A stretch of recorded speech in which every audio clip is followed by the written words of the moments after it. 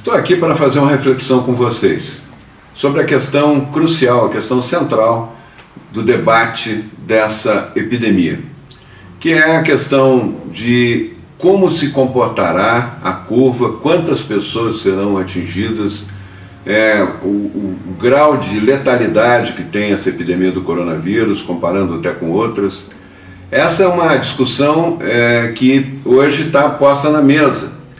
As medidas que estão sendo tomadas pelos governos estaduais e pelos municípios levam a uma imposição já há 3 semanas, mais de 3 semanas, de uma quarentena rigorosa, fazendo com que as pessoas fiquem em casa, fechando lojas, fechando shoppings, proibindo ônibus de circular, fechando escolas. E é uma decisão política que contraria a proposta do governo federal. O presidente Bolsonaro entende, como eu entendo, que nós devemos concentrar na questão do isolamento do grupo de risco.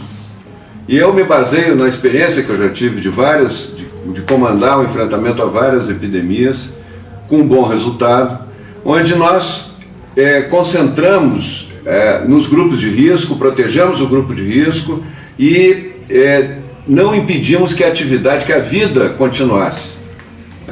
Inclusive, não permitimos que as escolas continuassem fechadas, porque o contágio das crianças acontece igual fora da escola. Elas vão se encontrar com os amigos na praça, na rua, na casa deles, e acabam contaminadas igual. O conceito importante que está atrás disso tudo é o conceito da curva, como é que a epidemia se comporta. Toda epidemia de um vírus novo, que as pessoas não têm defesas, ele dispara muito rápido, ele atinge milhões de pessoas em poucas semanas. Não é uma coisa que só aquele caso da pessoa que ficou com tosse, com febre, que fez o exame é que tem o vírus. Não, o vírus já está Quando isso acontece, quando se descobre o primeiro caso, se descobre que tem um vírus novo, o vírus já está há meses circulando e já atingiu milhares ou milhões de pessoas. Foi o que aconteceu na China. A China já conseguiu controlar a epidemia e é o que está acontecendo em todos os países do mundo. Essa curva sobe muito rápido, ela é incontrolável, não tem como achatar esta curva. Esse modelo aqui que se propõe do achatamento, que está na base da quarentena, que está forçando essa quarentena, temos que fazer quarentena, temos que fechar tudo para a curva, em vez do contágio ser um contágio que segue esse trajeto, o contágio seguir um trajeto achatado. Porque tanto um conceito quanto o outro conceito mostra que tem que atingir mais da metade da população. O vírus infecta mais da metade da população de forma incontrolável, de forma assintomática, 99% dos casos, para começar a ter o efeito, essa queda, que é o efeito rebanho, onde as pessoas com anticorpos em grande quantidade, mais da metade da população com anticorpos, impede a progressão do vírus, diminui a velocidade da progressão do vírus e protege as pessoas que ainda não tiveram contato com o vírus e nem têm anticorpos para o vírus. Esse é o conceito que está nas duas propostas. Só que uma diz que isso tem que ser mais lento para poder ter a rede hospitalar em condições de atender, e a outra diz que isso não tem como controlar. E na verdade não tem como controlar. Esse conceito de achatamento da curva é um conceito teórico. Isso vem lá do Imperial College de Londres, que errou na formulação, nas premissas, e previu uma catástrofe no mundo.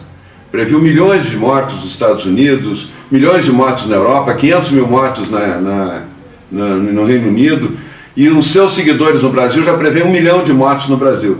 Isso, veiculado o tempo todo como verdade, criou um clima de pânico na população. As pessoas estão muito assustadas. E eu quero dizer para vocês que isso não vai acontecer. O cálculo está errado. A Universidade de Oxford faz um contraponto a esse cálculo do Imperial College e mostra que esse efeito de contaminar grande parte da população e de forma que a população nem tenha sintomas, uma grande parte que não vai apresentar sintoma nenhum, já está acontecendo. A Inglaterra, vocês vão ver nos gráficos seguintes, o Reino Unido já está descendo a curva. Ele não está achatando, ele está descendo a curva já. É bem diferente de achatar, vocês vão ver pelo modelo. Eu vou mostrar para vocês aqui. Essas são as curvas de ontem. dos países. Isso aqui foi mostrado pelo jornal New York Times, é baseado no site dos países, né, que tem epidemia. Isso que vocês estão vendo é a epidemia dos Estados Unidos. Os Estados Unidos está com 22 mil casos novos por dia. Está crescendo rapidamente. Só que os Estados Unidos provavelmente já atingiu o pico. E está começando a descer, levemente descendo. Está diminuindo o número de casos novos por dia rapidamente. Não tem nada a ver com achatamento de curva. Olha o formato dessa curva, vê se é uma curva achatada. Não é. Esse formato aqui é o formato de uma curva normal de epidemia. São assim todas. Foi assim em Wuhan, na China, agora com o coronavírus, foi assim na H1N1, foi assim lá na gripe espanhola, foi assim na gripe asiática na década de 50. Então esse é o formato da curva da epidemia. Esse é o mundo real. Isso não é a teoria do achatamento, o mundo real é esse, né? O vírus está em toda parte. O vírus, antes de aparecer a epidemia, já está circulando, já contaminou milhares, milhões de pessoas. Por isso que não adianta encerrar as pessoas em casa, não adianta fechar as pessoas em casa, porque muitas pessoas que vão ficar fechadas em casa já estão com o vírus, mesmo não tendo sintoma, e vão contaminar os outros.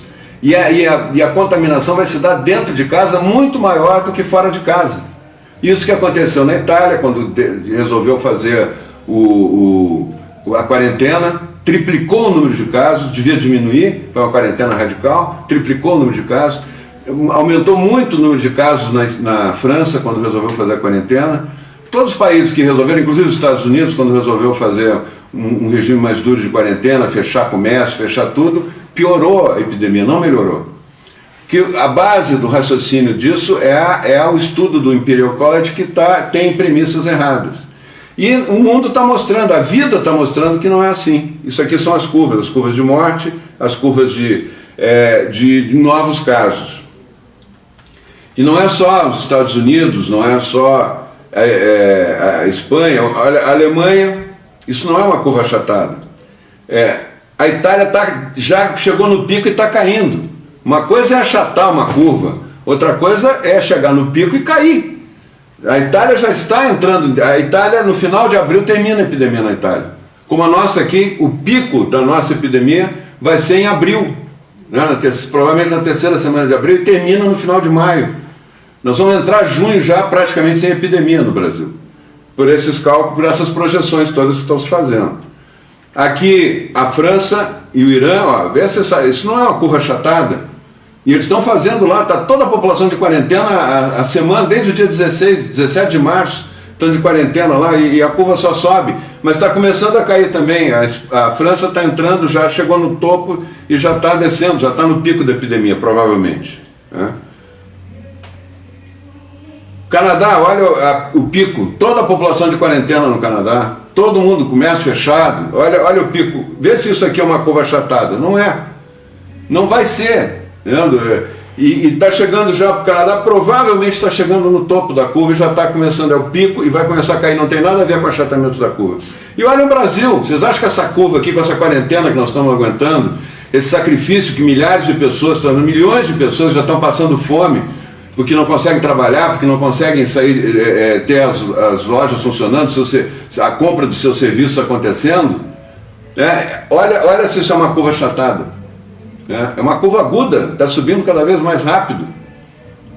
Então é isso que nós estamos dizendo, não adianta querer sacrificar a população, nós temos que proteger o grupo de risco e fazer com que as pessoas voltem a trabalhar, as pessoas que estão fora do grupo de risco, essas pessoas tomando todos os cuidados, lavando as mãos o tempo todo, mantendo distância, higienizando o local de trabalho, podem voltar para trabalhar. Elas não precisam ficar dentro de casa, porque elas estão se contaminando dentro de casa, muito mais do que se estivessem no horário de trabalho.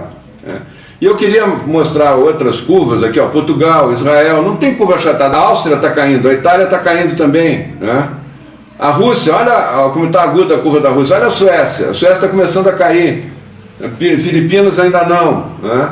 Então todas as curvas, e o Reino Unido, que foi a origem desse estudo todo, e que mudou de política em função do estudo do Imperial College, já está praticamente mais da metade da população já está contaminada. Oxford, os estudos de Oxford mostram isso, mais da metade da população já está chegando no efeito rebanho, e começa a cair, começa a diminuir.